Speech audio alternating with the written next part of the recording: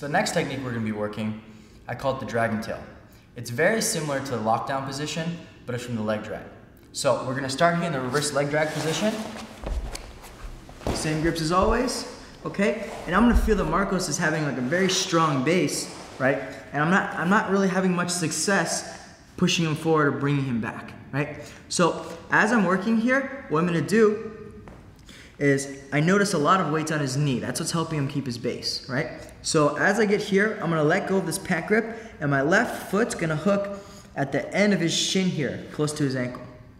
So as I hook to the shin, my right hand's still monitoring the hip the whole time. My right leg is now gonna weave over his far leg, and now I'm gonna push his leg away so that I can hook on the other side of his shin. So once I get to this position, right, I'm really gonna make sure that I pull the hip down and I'm gonna open my elbow out because I want his hips to go to the mat. So it seems like there's a lot of pressure on the knee, but it's not really doing too much. But what it is doing is it's preventing him from shrimping, right? So as I pull down and start to go belly down, I'll open my elbow out and stretch.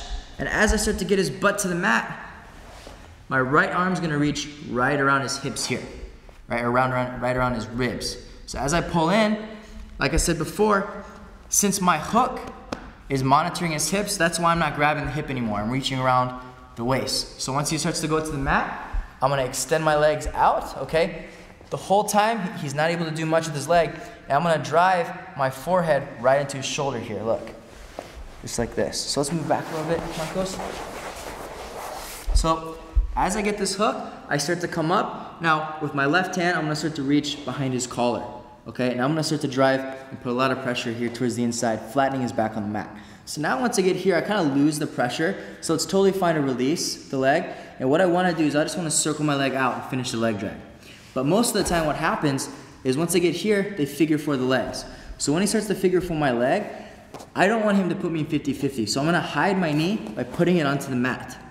So if my leg's up here and he starts to hook under, look, that's when he can start to find leverage. So I want to make sure my knee goes to the mat, he's not able to lift my leg anymore.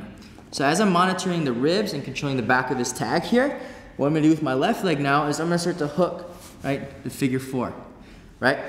So as I start to hook the figure 4, now I'm kind of loosening it. I'm going to straighten out my right leg to break it, and as soon as I break free, I don't want him to catch me again. So I'm going to hook behind his knee, and I'm gonna extend my leg out. The reason why I'm doing that is because I can kind of crowd his leg, making it harder for him to move his hips. So as I extend my right leg out here, my left knee is now gonna go right by his hip. I'm gonna close my elbow inside my knee, drive my forehead towards his shoulder, and I'm gonna stop here in the leg drag.